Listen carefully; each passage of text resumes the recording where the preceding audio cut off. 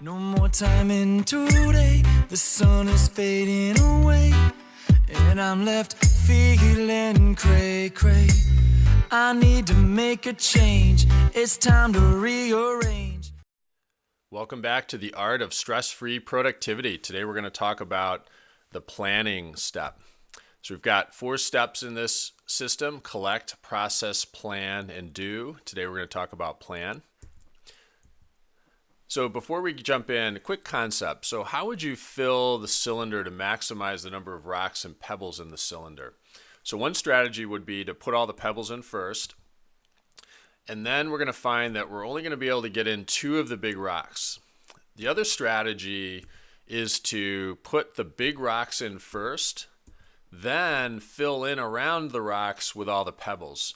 So what does this have to do with our system? Well, we want to think about the big rocks as the big things in our system that we want to get done on a weekly basis that are going to have the biggest impact. So this might be finishing a project, achieving a milestone on a project, or it might be chunking together a series of next actions that are important. And thinking about those first and making sure that we're identifying those and setting them up in our system, and we're going to talk about this in the plan phase here. And then all the other little things, lots of next actions, doing processing, quick phone calls, all these got-a-minute meetings, those are like the pebbles. And we want to make sure that we don't let the pebbles and the little things that come up during the week get in the way of us working on the big rocks that are going to have the most impact in our week. So the plan step. The first part of the plan step is to do a comprehensive review. So we're assuming that we're current with our collection, we're current with our processing, and now we're ready to plan. I'm going to review everything. I do this Friday morning. It typically takes me about 15 to 30 minutes to go through this whole step, assuming that my processing is current. I like to do it Friday morning because it still leaves me time Friday afternoon to complete important next actions, or if something comes up as a result of doing this review, I have an opportunity to jump on it. And as I'm going through it, I'm thinking about what some potential rocks might be for the next week. So the first thing I do is I scan my calendar for the next week or two, and I'm looking for anything that's coming up that I need to prepare for and have to create next actions for. And I'm going to create those next actions. I'm going to put them right into the proper next action binder on the spot. Then I'm going to go through all my projects and go through the Evernote notebook that has all my project notes. I'm going to review each of those, make sure they're clear, and I'm going to be thinking about, are there any projects that I want to focus on as a rock for the following week to get done, or are there any milestones that I want to try to reach? Or I might say, I'm not going to finish this project, but is there a single next action or 2 that I want to get done in the next week, and I'll create a next action and move that over into my next action binder. So I'm going to keep the project in the project binder, but I'm going to generate a next action related to that project and put it into my next action binder. Then I'm going to go to all the next action binders and scan them. And when I'm doing that, I'm going to make sure everything's clear. If there's anything that is less than 2 minutes that I can knock out, I'm going to go ahead and do that. If something slipped through previously, I'm going to throw stuff away that might have become moot. There might be some things that need to be promoted up to the calendar. I'm going to go ahead and do that.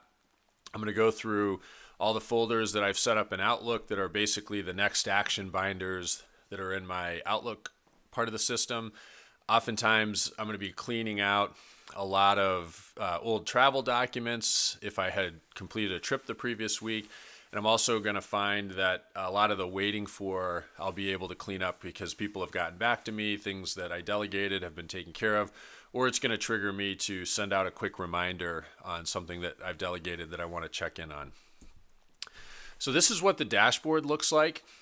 And so how do we get to creating this? So remember, we've been thinking about rocks as we went through and reviewed all of our project and next action binders. And I typically end up with 4 or 5 candidates, and I'll have them on a whiteboard or I'll have them on a sheet of paper. And I'm going to look at those. I'm going to pick the top 2 or 3 or 4. I'm going to figure out which one is the most important. I'm going to put that in the first column.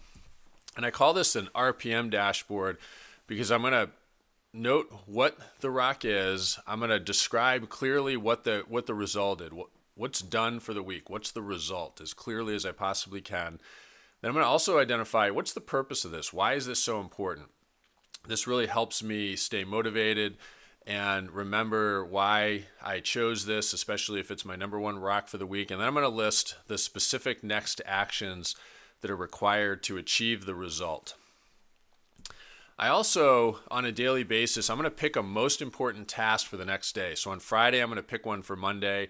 And what I want to do is pick something that gives me an opportunity to have a win for the day. So the rocks give me an opportunity to have wins for the week. So I almost always complete my number one and number two rock. Sometimes I get into my third rock, or at least a part of it, which is great. So I feel good about accomplishing stuff for the week. And then on Monday, I know that I've got an important call coming up on Tuesday or Wednesday, and I want to make sure that I'm prepped for that call. So I put that in as my MIT, or most important task, for Monday, and it gives me an opportunity to have a win, and I make sure that I always get that done.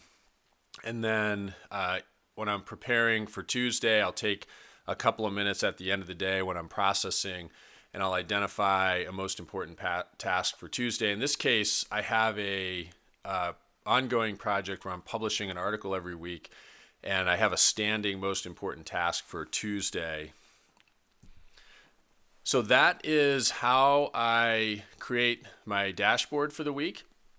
And we're going to talk about how we use all this in the next part when we talk about do. Thanks again for joining me. What am I grateful for? I think about the little things. What am I grateful for? So many simple